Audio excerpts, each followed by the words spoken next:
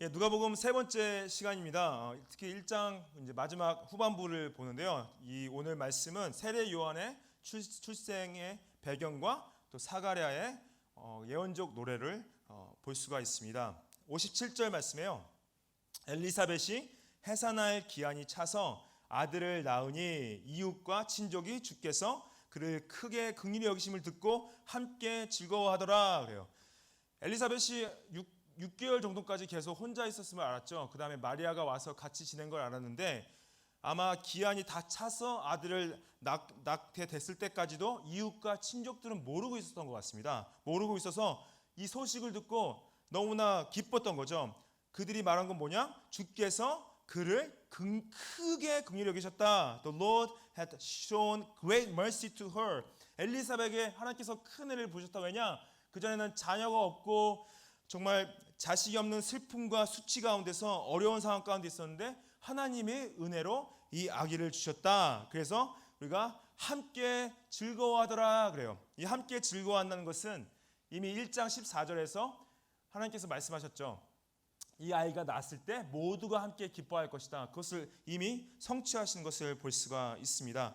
물론 이웃과 친족들이 이 세례 요한이 할 부르심에 대해서 전체를 다 이해하지 못했지만은 엘리사벳이 가지고 있던 이 엘리사벳과 사가랴는 자녀가 없이 다 삶을 마감할 줄 알았는데 하나님의 은혜로 주신 걸로 말미암아 너무나 기뻤던 거죠. 이건 주님이 하신 거야. 함께 즐거워한 거죠. 여러분들 믿음은 혼자서 할 수가 없습니다. 믿음은 함께 즐거워하는 것입니다. 믿음은 함께 슬퍼하는 것입니다. 로마서 12장 15절에 함께 즐거워하고 함께 기뻐하고 함께 눈물 흘리라 말씀하시죠. 팬데믹을 지나면서요. 영적으로 더욱 고립되어지고 있습니다. 혼자 보내는 시간이 더 많아졌고 물론 가족들과 보내는 시간이 더 많아졌고 그 다음에 함께 서로 관계를 형성하고 관계 가운데 자라가는 것들이 많이 힘들어졌습니다. 근데 하나님께서 기뻐하시는 것은 무엇이냐? 하나님께서 서로에 대한 영적인 책임을 지고 함께 기뻐하고 함께 슬퍼하는 거예요. 그래서 감사했던 것은 예를 들어서 한국의 부모님들이 감염이 되셔서 입원을 하셨는데 그거를 본인들이 끙끙 앓고 본인들만 알고 있는 것이 아니라 교회에 알리고 함께 기도할 수 있는 그런 열림, 그것이 저는 솔직히 감사했습니다. 왜냐하면 안 알리고 싶은 마음이 있을 수 있거든요. 근데도 같이 기도할 수 있고 함께 나눌 수 있는 것이 공동체의 기능이라는 거죠. 우리가 그래서 여러분들 힘든 일 있으면 물론 다 말하기 힘들 부분이 있겠지만은 나누시는 거 좋아요. 나누시고 그것이 교회 공동체가 건강하다는 증거입니다. 함께 기도할 수 있고 함께 기뻐할 수 있고 함께 슬퍼할 수 있는 것. 59절 말씀에 8일이 되매 아이를 할례하러 와서 그 아버지의 이름을 따라 사가랴라 하고자 하더라 그래요. 여기서 58절 말씀은 이 이제 아이가 낳고 난 이후에 8일 정도 있다가 이웃과 친척들이 다시 온 거죠. 근데 할례를 이 유대인들은 모세 율법을 따라서 8일째 되는 데 꼭 했습니다. 그게 안식일일자라도 8일째는 꼭 할례를 줬어요. 여러분 할례를 왜 줬습니까?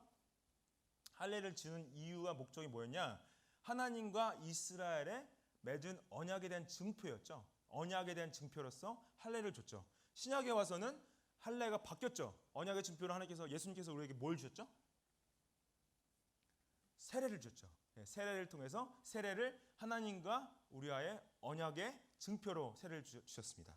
그래서 이 세례의 증표에 대한 부분을 굉장히 중요하게 여기는데 이름을 이 사람들이 정하려고 했어요. 근데 이게 좀 놀라운 것은 이 당시 아이의 이름을 짓는 특권은 부모에게 있었습니다. 부모에게 있었고 사람들이 뭐라 할 부분이 아니었거든요. 근데 이 사람들이 와서 이렇게 아이의 이름을 사가랴라자 한 이유는 뭐냐? 아마 사가랴가 말을 못하고 있었기 때문에 본인들이 도와주려고 말을 했던 것 같아요. 그래서 말을 못하고 있으니까 부친의 이름을 따라서 자녀의 이름을 짓는 것이 굉장히 일반화된 관습이었습니다. 그래서 이 사가랴라 이름은 굉장히 중요했던 게 제사장 집안이었고 제사장 집안의 이름은 꼭 지켜나가는 걸 굉장히 중요하게 생각했어요. 또 사가랴라는 이름이 바벨론 그 포로 생활 이후에 느헤미야 때 또 그때부터 내려온 이름이라서 그 이름에 대한 가치가 굉장히 컸던 거죠. 근데 어머니가 대답하여 이르되 아니다. 우리 요한이라 할 것이다 그래요. 아마 이미 엘리사벳과 사가랴가 말을 못 하고 있었지만은 천사 가브리엘이 우리한테 이 아이 이름을 요한이라고 하라고 했어라고 아마 글씨로 써서 보여주었기 때문에 엘리사벳이 그러면은 요한이로 하자고 말을 했을 거예요. 분명히 그랬을 것 같아요. 그렇죠? 근데 요한의 이름의 뜻을 제가 뭐라고 말씀드렸죠?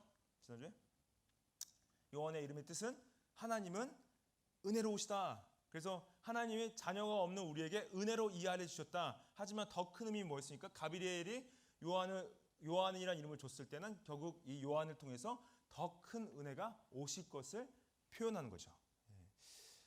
61절 말씀에 보시면은 그들이 이르되 내 친족 중에 이 이름으로 이름한 이가 없다 그래요. 이게 이 당시 또 관습이었습니다. 그래서 아까도 말씀드렸지만 제사장 집안이었고 이름에 대한 중요한 가치가 있었고 그걸 지키기 위해서 요한이라는 이름은 제사장 집안 중에 없던 거죠. 그러니까 이 관습을 따르기 위해서는 요한을 하면 안 돼 이렇게 말하는 거였죠. 그래서 이제 아버지의 동의를 구하기 위해서 이들이 몸짓을 하죠. 우리가 이름을 무엇일까 이제 못 알아듣는데 아니 말을 못 하는데 당시 말을 못 하는 것은 듣지도 못한 걸로 같이 표현이 돼서 아마 이 당시 사가랴가 말도 못하고 제대로 듣지 못하기 때문에 몸짓으로 말을 물어봤던 것 같아요. 그러니까 사가랴가 서판을 달라고 그러죠. 그래서 이름을 요한으로 쓰니까 다 놀랍게 여기죠. 이 말씀을 잘 봤을 때 이 성경에 반복되는 약간 이런 사건들이 있는데 뭐냐 유대인들이 일반화된 관습을 어떤 상황에서 당연히 그 당시 당연히 하는 거니까 적용할 부분이 있고 그것이 어떤 하나님의 뜻과 다른 부분이 올 때가 많이 있었습니다. 하나님의 뜻은 요한이로 지는 거였지만은 이들은 그 일반화된 관습을 따르기 원하는 부분이 있는 거죠. 그래서 그거를 분별하는 능력이 굉장히 중요합니다. 여러분들 우리나라 문화는 제가 알기로는 자녀분들의 이름을 부모의 이름을 따서 지으면 안 되는 문화예요. 그렇죠? 그래서 이 유대의 문화랑 굉장히 다르죠. 근데 아마 이제 서양 문화나 미국 문화 같은 경우에 특히 부모의 이름을 그대로 따서 짓는 경우가 굉장히 많습니다. 그래서 뭐 누구 이름 주니어 그리고 아니면은 누구 3세, 누구 4세 그렇게 막 내려가요. 그래서 이제 쭉 그 이름을 굉장히 중요하게 여기고 가치 있게 생각하는 부분이 있는데 그거 관습인 거죠. 전통인 거죠. 그 문화마다 다른 부분이 있는데 성경에서 뭐 부모 이름을 따라야 된다는 말씀을 하나님께서 하신 적은 없죠. 그래서 이런 어떤 이게 하나님의 뜻인지 관습적인 부분인지 그리고 또 전통적인 부분인지 전통과 관습을 무시하라는 얘기가 아닙니다. 여러분들 한국 교회도 전통과 관습이 있죠. 한국 교회가 가진 굉장히 중요하고 우리가 존중하는 관습과 문화들이 있습니다. 호주 장로교회도 동일하게 오랜 세월을 지나면서 호주 장로교회가 가진 관습과 문화들이 있죠. 근데 저희가 그래서 한국 교회로 모였잖아요. 그래서 다들 보면은 각자가 자라오신 교회들이 있어요. 그 교회들마다 가지고 계신 전통들이 있고. 근데 그런 것들이 존중되어지고 그래서 저한테 이제 그런 말씀을 하신 있죠. 이거 한국 교회에서는 이렇게 안 해. 이렇게 말씀하시는 분 계시고 이렇게 해야 돼. 이렇게 말씀하시는 분들 좀 계세요. 그러면은 제가 되게 중요하게 생각하고 존중하고 그렇게 하려는 마음들이 있습니다. 근데 더 중요한 질문은 뭐냐? 우리 교회가 말씀에 나온 교회인가? 우리 교회가 말씀을 따라가고 있는가? 그 질문이 먼저 던져져야 된다는 거죠. 우리 교회가 한국 교회의 문화를 따라가고 있는가? 한국 교회의 관습을 따라가고 있는가? 아니면은 우리 교회가 말씀을 따라가고 있는가? 그 질문이 먼저 더 선행되어지고 저는 저희 다음 세대가 이제 교회를 할 때 교회에서 하나님 섬길 때 중요한 질문 뭐냐? 어떻게 복음이 점진적으로 하나님 앞에서 왕성하게 역사할 것인가라는 질문이 던져야 된다는 생각이 들어요. 다음 세대에게 특히. 왜냐하면 다른 문화를 가지고 있기 때문에 그들이 어떻게 하면은 그들이 예수님을 만나고 예수님 앞에서 구원을 얻을 것이라는 질문이 우리에게 먼저 던져져야 되고 그것이 만약에 어떠한 관습이나 문화적인 부분으로 그걸 막고 있다. 그럼 우리가 좀 자유해야 되어지고 끊어내야 될 부분이 있는 거죠.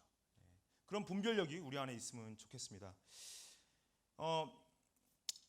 이 64절 말씀에 보시면은 그의 입이 열리고 곧 혀가 풀리며 말을 하여 하나님을 찬송했다 나와요. 사람들이 왜 다 놀랐습니까? 왜냐하면 엘리사벳이 요한이라고 했는데 글씨판에다가 요한이라 썼죠. 사가랴가. 그러니까 사가랴가 갑자기 벙어리로 10개월 동안 있다가 말문이 열린 거예요. 열리자마자 한 게 무엇이냐? 하나님을 찬양하기 시작했습니다. 하나님을 찬양하니까 이 사람들이 다 놀랐어요. 65절 보시면은 그 근처에 사는 자가 다 두려워하고 이 모든 말이 온 유대 산골에 두루 퍼짐에 듣는 사람이 다 이 말을 마음에 두며 이르되 이 아이가 장차 어찌 될까 하니 그렇죠. 당시 이 사가랴와 엘리사벳 사는 곳이 산골이어가지고요. 소문이 퍼지기가 쉽지 않았습니다, 여러분들. 한참 사람들이 가가지고 얘기해줘야 되고 그러는데 이 사건, 사가랴가 성전에 들어가서 환상을 보고 말문이 닫힌 사건, 엘리사벳과 사가랴가 아이가 생기고 아이를 낳은 사건, 또 아이의 이름을 짓자마자 사가랴가 말문이 열린 사건, 이게 너무 놀라웠던 거예요, 사람들이 보기에. 이게 하나님이 왜 이런 이적들을 우리한테 보여주시지? 그게 너무 놀라웠기 때문에 소문이 빨리 번져나간 거죠. 번져나가는 가운데서 이 사람들이 뭐라 그러냐, 이 말을 마음에 뒀다고 그래요. 이 아이가 어떻게 될까, 하나님께서 어떻게 쓰실까 마음에 두고 이는 주의 손이 그와 함께했다 그러는 거죠. 이 사람들이 요한을 볼 때마다 어떤 생각이 들었습니까? 이 아이가 태어날 때 이러이러한 일들이 있었어. 하나님이 이를 어떻게 쓰실까? 이 아이가 장차 어떻게 될까? 그런 질문을 던지는 거죠. 그리고 질문 던지면서 이는 주의 손이 그와 함께했다. For the hand of the Lord was with him. 하나님의 손이 함께한다는 건 뭐냐? 하나님의 손은 물론 하나님의 능력을 말하지만은 여기 특별히 하나님의 보호하시는 능력을 말합니다. 근데 이 아이를 하나님께서 영적으로 보호하셨다는 거죠. 여러분들, 우리가 자녀가 계신 분들은 그런 질문을 던지죠. 우리 아이는 장차 어떻게 될 것인가? 아이가 자라가는 과정을 보면서 우리 아이는 어떻게 될 것인가? 그런 질문을 던지고 기도가 하지 않습니까? 제가 놀라운 게 저희 아이들이 태어나고 자라는 과정 가운데 있으면서 점점 아이들을 향한 기대치가 좀 조금씩 줄어가더라고요. 그러면서 아이들이 좀 건강하게만 잘 크면 좋겠다. 건강하게만 잘 크면 아무 문제 없이 무탈하게 잘 컸으면 좋겠다 생각이 들었습니다. 근데 여러분들, 우리 아이들이 지금 정말로 물론 인간 역사 가운데 정말 많은 다른 세대들이 있었지만은 정말로 영적인 공격과 사단의 유혹 가운데 너무나 많이 노출이 되어 있습니다. 특히 소문은 옛날에는 산골이면 어디 가서 전해줬어야 되는데 이제는 어느 전 세계에서 어디서 클릭 하나 하면 전 세계로 다 소문을 퍼뜨릴 수가 있어요. 말도 안 되는 세상에 살고 있습니다. 어떤 소셜 미디어나 기술의 발전을 인해서 이 관계 자체도 저희랑 다르게 하고 있어요. 온라인에서 만난 친구가 자기 친구라 그러면서 이 친구의 이름도 몰라요.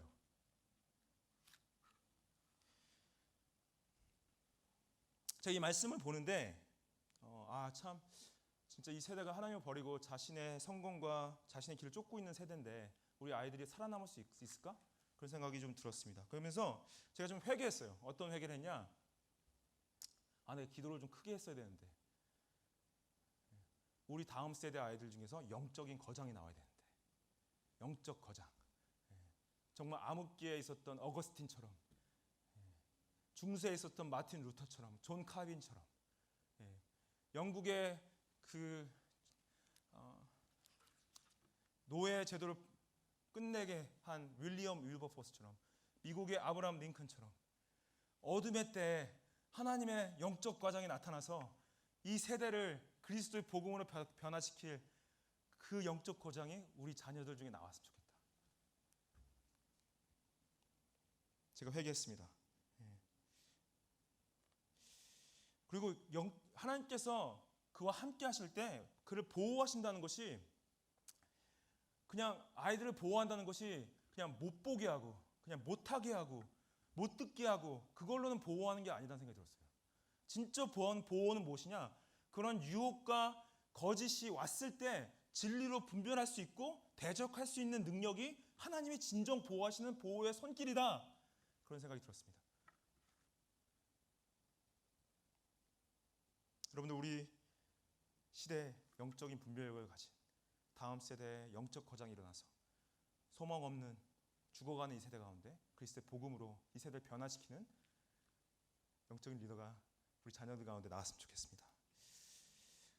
67절 말씀에 그 붙인 사가랴가 성령의 충만함을 받아 예언했다 그러죠. 여기서 67절부터 80절까지 말씀은 이 사가랴가 말을 열자마자 한 찬양의 내용인데 영어로는 베네딕터스라고 그래요. 베네딕터스. 그 라틴 말에서 온 건데 베네딕터스라고 해서 이 마리아가 했던 찬가는 매그니피켓이라고 그러고요. 이제 이 사가랴가 한 찬양은 베네딕터스라고 그러는데 예언을 담은 찬양입니다. 근데 이 사가랴가 성령의 충만함을 받아서 예언했다고 그러죠. 여러분, 제가 지난주에 성령 충만에 대해서 뭐라고 말씀드렸습니까? 성령 충만한 건 뭐라고요?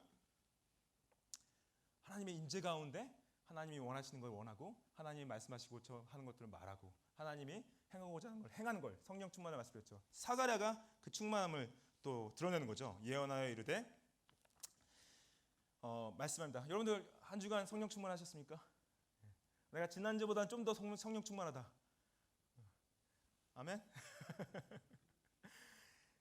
이 사가랴의 찬양은 두 부분으로 되어 있어요. 두 부분인데 68절부터 75절까지는 메시아에 관한 예언이고요. 그 다음에 76절부터 79절까지는 자신의 아들인 세례 요한에 관한 예언입니다. 그래서 첫 번째로 68절 말씀에 찬송하리로다 주 이스라엘의 하나님이여 그 백성을 돌보사 속량하셨다. 여기서 돌보다라는 헬라어 원어는 에피스케푸토마이라는 단어인데 에피스케푸토마이라는 단어의 원어적 의미는 도움을 주기 위해 살펴본다. 근데 이 에피스케라는 단어에서 에피스포폴리언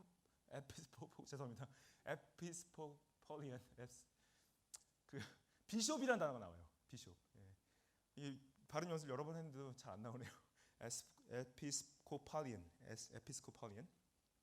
비숍이라는 단어 나중에 이제 바울 서신에 가면 오버시어라고 감독이라고 나오는데 감독 아니면 이제 그 비숍을 이제 또 교부 이렇게 말을 하죠. 이 에피스코포스는 뭐냐? 원어적 의미는 돌아보는 겁니다. 돌아보는 거. 그래서 도움을 주기 위해서 살펴보는 거. 그래서 이것이 오버시어가 결국에는 저희 장로교도 안에서 장로님들이 하셔야 될 부분들이 돌아보고 도움을 주기 위해서 살펴보는 거죠. 그리고 속량했다. 루트로시스라는 단어인데 속량했던 거 뭐냐? 특별히 해방시키다, 자유하게 하다, 속전하다. 그리고 사람을 자유케 하는데 특히 죄인을 돈을 주고 자유하게 하는 것, 돈을 대신 치르고 자유하게 하는 것을 이 루트로시스라는 단어로 씁니다. 그래서 아시죠? 누가 하나님께서 우리에게 누구를 보내셔서 돌보시게 하셨죠? 누구를 보내셔서 속량하게 하셨죠? 예수님을. 그래서 이 사가랴의 이 예언은 뭐냐? 마리아의 안에 있던 예수 그리스도에 대한 메시아에 대한 예언을 하는 거죠. 예수님의 십자가의 대속적 죽음으로 우리의 죄에 대한 속량하심을 이제 예언하는 겁니다. 69절에 우리를 위하여 구원의 뿔을 그 종 다윗의 집을 일으키셨다 하죠. 구원의 뿔 할 때 뿔은 오른손과 마치로 능력을 나타나는데요. 그 능력, 권세 있는 능력을 말하는데 특히 구원의 뿔 할 때는 능력 있는 구세주, 누구나 구원할 수 있는 구세주를 말합니다. 근데 다윗의 집에 일으켰다. 제가 지난주에 말씀드렸죠. 다윗의 집, 하나님께서 다윗의 씨를 통해서 다윗 가문 안에서 메시아를 보내실 것을 이루신 거죠. 그래서 이 다윗 가문에 올 이스라엘의 이 메시아는 정치적 현세적인 메시아가 아니라 영적 영원한 메시아가 오실 것이다. 그러는 거죠. 70절 말씀에 이것은 주께서 예로부터 거룩한 선지자의 입으로 말씀하신 바 우리 원수에게서와 우리를 미워하는 모든 자의 손에서 구원하시는 일이라 그러시죠. 예로부터 거룩한 선지자들, 구약을 쓴 모든 선지자들이죠. 구약에 말씀을 쓰지 않았어도 부르신 모든 예언자들이 누구를 향해서 말한 거냐? 예수 그리스도를 말한 거다. 그래서 예수님께서 누가복음에서 나중에 저희가 함께 보겠지만은 엠마오로 가는 두 제자들에게 설명하죠. 말씀 펴서 이 모든 것들은 나를 향한 말씀이야 말씀하시는 거죠. 뭐냐? 우리의 원수에게서와 우리를 미워하는 모든 자의 손에서 구원하셨다. 이스라엘 백성들이 봤을 때 떠오르는 원수는 누구냐면요. 첫 번째는 애굽이에요. 애굽에서 종소리 노예살이를 했죠. 근데 하나님께서 출애굽시키셨죠. 자유하게 하셨죠. 그 다음에 떠오르는 사람들은 가나안 땅에 있는 가나안 족속들이에요. 수많은 전쟁들을 치렀죠. 블레셋, 에돔, 미디안 수많은 전쟁들을 치렀죠. 그들이 하나님께서 승리를 주시기도 했고. 또 떠오르는 이스라엘 향한 적들 원수는 누구냐? 특별히 남유다를 망하게 한 바벨론, 또 북이스라엘을 망하게 한 아수르. 그 사람들이 떠오르게 되죠. 근데 이 당시 스가랴가 이 말을 했을 때 이스라엘 백성들이 이 말을 들었을 때 떠오르는 원수는 누구냐? 로마였어요. 로마가 와서 이들을 압박하고 압제했기 때문에. 근데 여러분들 여기서 말하는 우리 원수에게서 우리를 미워하는 모든 자의 손에서 구원하실 때 여기서 말하는 원수는요. 그 모든 나라들이 아닙니다. 누굽니까? 죄와 사망과 사단입니다. 그래서 예수 그리스도가 구원하시는 일은 우리의 원수인 죄와 사단과 사망에서 구원하시는 것이 예수님이 우리를 속량하신 거죠. 72절 말씀에 우리 조상을 긍휼히 여기시고 그 언약을 기억하셨다. 특히 누구와의 언약인가? 우리 조상 아브라함에게 하신 맹세라. 여러분 아브라함에게 하나님께서 언제 언약을 주셨습니까? 창세기 12장에서 첫 번째로 언약을 주시는데 맹세하는 장면이 어디 나오냐면 22장에서 나와요. 22장이 왜 중요하냐? 22장은 특별히 아브라함이 이삭을 바친 사건이 나옵니다. 그 가운데 하나님께서 맹세를 하시는데 하나님께서 맹세하시는 게 흔치 않죠. 맹세를 어떻게 하시냐? 창세기 22장 16절에 이르시되 여호와께서 이르시기를 내가 나를 가리켜 맹세한다 그래요. 내가 나를 가리켜. 이 표현이 굉장히 중요한데 여러분들 맹세를 할 때 대부분 사람들이 자신의 존재보다 더 높은 존재를 향해서 맹세를 했습니다. 예를 들어서 잘하죠 우리가. 내 아버지 이름을 걸고 맹세해. 뭐 엄마 이름 걸고 맹세해. 맹세를 해요. 뭐 누구의 이름을 걸고 맹세하는데 뭐 하나님의 이름을 걸고 맹세를 하는데 여기서 하나님은 맹세하실 때 자기보다 높은 사람이 없는 거예요. 자기가 가장 높으신 분이에요.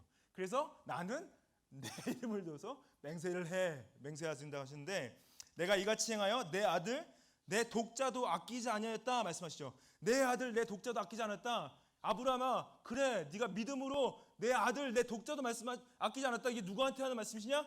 본인한테 하는 말씀이에요. 내가 내 독자도 아끼지 않았다. 내 독생자들 너를 위해 줄 것이다 말씀하시는 거죠. 17절 말씀 내가 내게 큰 복을 주고 내 씨가 크게 번성하여 하늘의 별과 같이 되고 바닷가의 모래같이 되리니 내 씨가 그 대적의 성문을 차지하리라. 또 내 씨로 말미암아 천하 만민이 복을 받을 것이다. Your offspring, in your offspring shall all the nations of the earth be blessed. 이 사가랴가 하나님께서 언약을 기억하셨는데 어떤 언약을 기억하셨냐? 아브라함과 하신 맹세를 기억하셨다. 아브라함과 하는 맹세가 무엇이냐? 내 씨로 온 열방 천하 만민을 축복할 것이다. 이루신 거죠. 74절 말씀에 보면은 하나님께서 우리를 원수의 손에서 건지신 목적이 나옵니다. 예수님께서 우리를 원수의 손에서 사단과 사망과 죽음의 손에서 건지신 목적이 나옵니다. 75절 말씀에 우리가 원수의 손에서 건지심을 받고 종신토록 주의 앞에서 성결과 의로 두려움 없이 섬기게 하시라 하셨도다 그래요. 그래서 하나님의 백성들을 하나님께서 구원하시는 목적이 무엇이냐? 우리를 원수의 손에서 구하신 목적이 무엇이냐? 세 가지로 설명합니다. 첫 번째로는 성결하게 섬기시는 것. 성결하게. Serving in holiness. 이게 뭐냐면은 죄와 분리된 삶으로 섬기는 거예요. 죄 범하지 않는 삶. 두 번째로는 의로 섬기라고 하십니다.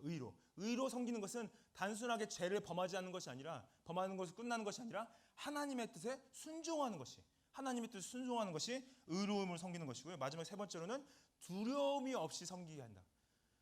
두려움은 여기서 말하는 두려움 없는 건 하나님을 향한 두려움 말하는 게 아니라 세상을 향한 두려움, 사단을 향한 두려움, 죽음을 향한 두려움, 죄를 향한 두려움으로부터 자유케 하셔서 두려움이 없이 하나님을 섬기게 할 것이다. 그래서 우리를 원수로부터 구원하시다고 하시는 거죠. 여기까지가 이제 68절부터 이 75절까지가 예수님 메시아에 대한 예언을 하는 거고요. 그 다음에 이 76절부터 79절까지가 자신의 아들인 세례 요한에 대한 예언이 나옵니다. 76절에 보시면은 이 아이여 내가 지극히 높으신 이의 선지자라 일컬음을 받고 주 앞에서 앞서 나가 그 길을 준비하여 주의 백성에게 그 죄 사함으로 말미암는 구원을 알게 하리라. 아이가 지극히 높으신 이의 선지자, the prophet of the most high, 지존자의 선지자. 여러분들 구약의 선지자들이 무수히 왔다가 이스라엘에 400년 동안 하나님께서 선지자를 보내지 않으셨습니다. 400년 동안 영적인 암흑기였어요. 근데 400년이 지나고 이때 하나님께서 구약의 마지막 선지자로서 예수님을 예언할 마지막 선지자인 세례 요한을 보내셨던 거죠. 그리고 주 앞에 앞서라고 나오죠. 이노피언, 주 앞에 앞서 그 길을 준비할 것이다. 여러분 길을 준비한다. 길을 준비한다는 건 이제 길을 닦는다 이렇게 얘기를 하는데 길을 준비한다는 건 이게 여러분들 여기 이제 특히 많이 길 다니시다 보면 공사하는 길 많잖아요. 이제 비포장을 이제 포로로 이제 포장하고 사람들이 앞에서 이제 길 막고 서 있고 지나가면 이제 막 길 깔고 있고 이제 그런 거 맞습니다. 이렇게 평평하게 만들고 길을 이제 만들어 주는 건데 그 길을 까는 거죠. 길을 준비하는 거죠. 근데 세례 요한이 길을 준비한다는 의미가 무엇이냐? 길을 준비한다는 목적이 무엇이냐? 77절입니다. 어떻게 길을 준비하는 것이냐? 주의 백성에게 그 죄 사함으로 말미암아 구원을 알게 하는 것이다. To give knowledge of salvation to his people in the forgiveness of their sins. 구원에 대한 지식인데 죄 사함에 대한 구원의 지식이에요. 죄 사함에 대한 the knowledge of salvation in the forgiveness of sins. 그래서 하나님께서 이 세례 요한에 대한 예언이 이사야와 말라기 두 군데에서 나오는데 이사야서 40장 3절에 외치는 자의 소리여 이르되 너희는 광야에서 여호와의 길을 예비하라 사막에서 우리 하나님의 대로를 평탄하게 하라 길을 깔아라 평탄하게 하라 예비하라 뭡니까? 세례 요한이 한 것은 구원의 지식을 특별히 죄 사함에 대한 구원의 지식을 선포한 거죠. 말라기서 3장 1절에 보시면은 만군의 여호와가 이르노라 보라 내가 내 사자를 보내리니 그가 내 앞에서 그 길을 준비할 것이오니 내 앞에서 prepare the way before me. 그렇죠? 여러분들 세례 요한이 예수님의 길을 이렇게 준비했습니다. 이렇게 평탄케 했습니다. 여러분들 우리 모두를 하나님께서 세례 요한으로 부르신 거 아십니까? 예수님께서 재림하실 것입니다. 예수님께서 다시 오실 건데 우리가 하는 건 뭐냐? 우리를 길을 준비하도록 부르셨어요. Prepare the way. 외치는 사의 소리라고 말씀하세요. 그래서 우리가 외쳐야 될 게 뭐냐? 죄 사함에 대한 구원의 지식을 외치는 겁니다. 한 가지만 말씀하시면 돼요. 죄 사함에 대한 구원의 지식을 선포하시면 됩니다. 우리 모두를 부르셨어요. 여러분들 교회가 외치지 않는다? 말하지 않는다? 그럼 더 이상 교회가 아닙니다. 멜번 서부교회가 주님의 이 구원의 지식, 죄사함의 소식을 말하지 않는다? 저희가 존재해야 될 목적이 없습니다. 존재해야 될 이유가 없습니다. 우리가 왜 여기 있냐? 여기 함께 모이냐? 주님의 길을 준비하는 거죠. 광야에 외친 자의 소리가 되어야 되는 거죠. 광야에 외친 자의 소리는 죄사함에 있는 구원의 소식입니다.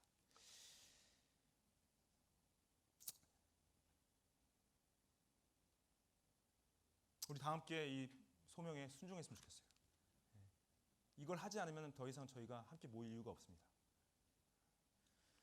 1장 78절에 이는 우리 하나님의 긍휼로 인함이라 이는 돋는 해가 위로부터 우리에게 임하여 어둠과 죽음의 그늘에 앉은 자에게 비치고 우리 발을 평강의 길로 인도하시리라 그러죠. 돋는 해가 위로부터 우리에게 임한다. 여기서 돋는 해 아나톨레라는 단어는요. 원어적 의미는 새벽, 여명. 그래서 여러분들 해돋이 하는 거 보러 가시죠. 해 돋는 거 보시면 기분이 어떠세요? 와, 이 어둠에서 빛이 쫙 광선이 나오죠. 그 위로 올라가면서 멋있잖아요. 예수님이 오심이 메시아가 오심이 이 돋는 해가 광선을 쏘듯이 오는 거예요. 어둠의 생명과 구원의 치료의 광선을 쏘는 거죠. 그래서 죄와 어둠과 죽음의 그늘에 앉은 자들의 이 생명과 치료와 영생의 빛이 비치면서 사람들이 살아나는 거예요. 살아나면서 비쳤을 때 뭐라 말씀하시냐? 우리 발을 평강의 길로 인도하신다 그럽니다. 그 빛이 비쳤을 때 평강의 길로 인도하신다. 우리 발을 뭡니까? 죽음에서 생명으로, 사망에서 영생으로 하나님과의 길이 끊어져 있었는데 그 길이 열린 거예요. 그래서 하나님과 이제 친밀한 관계를 맺을 수 있는 그 축복의 길이 열렸습니다. 그 구원의 빛이 돋는 해처럼 비치고 계신 거죠.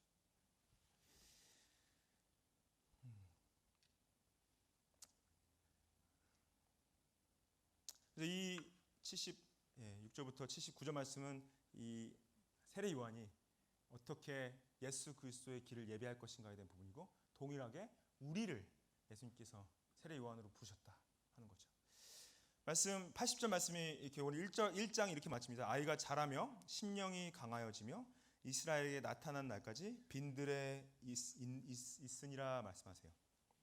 이 빈들은 일방적으로 이제 유대 사막, 유대 광야를 말하는데 요한이 이제 공식적인 일정, 공식적인 사역을 하기 전까지 광야에서 혼자 은둔 생활을 했던 것 같아요. 근데 이게 어떤 사람들은 요한이 어떤 이런 금욕적인 생활을 했기 때문에 당시 사회 서편에 있었던 에세네파, 금욕 생활했던 에세네파랑 함께 있었을 수 있다. 아니면은 그 요한이 그 고립된 생활했던 쿰란 공동체와 함께 있었을 수 있다. 이렇게 생각하는 분들이 계신데, 이렇게 생각하는 것이 안 맞는 게 더 좋은 게, 에세네파나 쿰란 공동체는 그냥 세상과의 관계를 끊고 있었지만은 요한은 끊지 않고 결국 나와서 나중에 종교 개혁과 사회 개혁에 힘을 쓰는 거죠. 본인의 사역이 하나님이 하신 영적 개혁을 위해서 세상에 나와서 외치기 시작합니다. 그래서 요한이 광야에 가면서 깊은 묵상과 이제 어떤 말씀 묵상과 기도 가운데서 마지막 구약의 선지자로서 준비가 되어졌던 거죠. 근데 제가 여기서 이 말씀을 보면서 묵상했던 부분이 심령이 강해졌다는 부분이에요. 심령이 강해졌다. 여러분들 심령이 강하십니까? 저는 이 심령이 약하다라는 표현을 봤을 때, 심령이 약하다는 건 결국 뭐냐? 쉽게 어떤 믿음이 흔들리고 의심하고 쉽게 우울해지고 상처받고 힘들고, 제가 보기에 되게 등치가 크고 힘이 세 보이잖아요. 제가 실제로 세 보이는 게 아니라 세죠. 근데 제가 생각보다 그 심령이 연약합니다. 그래서 어렸을 때도 자라면서 많이 울었어요. 많이 창피하죠. 많이 울고. 예. 제가 근데 사람을 믿거나 관계에 가서 사람을 쉽게 믿어요. 쉽게 믿는데 별로 크게 의심하지 않아요. 그래 아마 복음도 그래서 더 쉽게 받아들이지 않는 생각이 드는데, 쉽게 믿는 반면에 또 쉽게 상처도 많이 받습니다. 예. 그게 이제 등치 큰 사람들이 그게 좀 문제긴 한데, 심령이 강해지고 싶다는 생각이 들었어요. 내가 너무 연약한데 심령이 강해지고 싶다. 예. 심령이 강하다는 것은 무엇을 말할까요? 심령이 강하다는 건 결국엔 그 전에 나왔던 성령 충만과 연결되어지는데, 어찌됐든 심령이 강하다는 것은 요한을 통해 봤을 때는 하나님을 의지하는 그 마음이 컸던 거죠. 하나님을 의지하는 마음이 컸고 하나님의 부르심에 대한 순종이 컸던 거죠. 예. 그래서 우리가 흔들리지 않는 믿음 가운데서, 우리가 만약에 그럼 여러분들 혹시 심령이 약하셔서 쉽게 우울하시거나 마음이 힘드시거나 어려운 분들 계세요? 심령이 세례 요한처럼 강해지시길 축복합니다. 예. 물론 예수 그리스도께서 우리가 약할 때 강함 되세요. 약할 때 강함 되는데, 이 말씀을 봤을 때 참, 예, 우리도 심령이 좀 강해졌으면 좋겠다. 예. 특히 이 팬데믹을 지나면서 우리가 영적으로 어떤 심리적으로 하나님 앞에서 좀 주눅들고 힘든 부분이 있다면 정말 우리가 영적으로 강해져서 정말 광야에서 외치는 자들이 되시기를 축복합니다. 예, 같이 기도하겠습니다.